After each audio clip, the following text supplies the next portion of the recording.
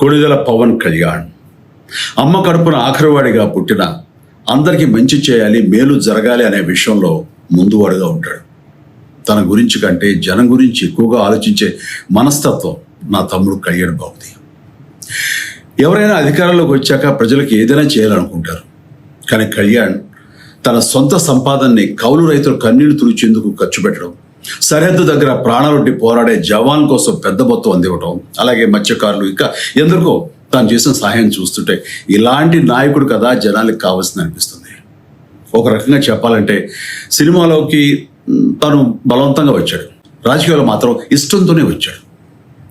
ఏ తల్లికైనా తన కొడుకు కష్టపడుతుంటే గుండె తరుక్కుపోతుంది. అలాగే ఏ అన్నకైనా తన తమ్ముడు అనవసరంగా మాటలు పడుతుంటే బాధ వేస్తుంది.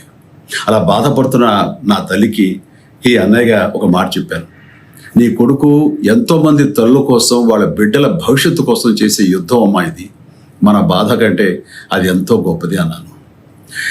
అన్యాయాన్ని ఎదిరించకుండా మౌనంగా ఉండే మంచివాళ్ళ వల్లనే ప్రజాస్వామ్యం మరింత నష్టం అని నమ్మి జనం కోసం జన సైనికుడయ్యాడు. తాను బలంగా నమ్మిన సిద్ధాంతం కోసం తన జీవితం రాజకీయాల్లోకి అంకితం చేసిన శక్తిశాలి పవన్ కళ్యాణ్. ప్రజల కోసం, రాష్ట్ర భవిష్యత్తు కోసం ఆ శక్తిని వినియోగించాలి అంటే చట్టసభలో అతని గొంతు మనం వినాలి.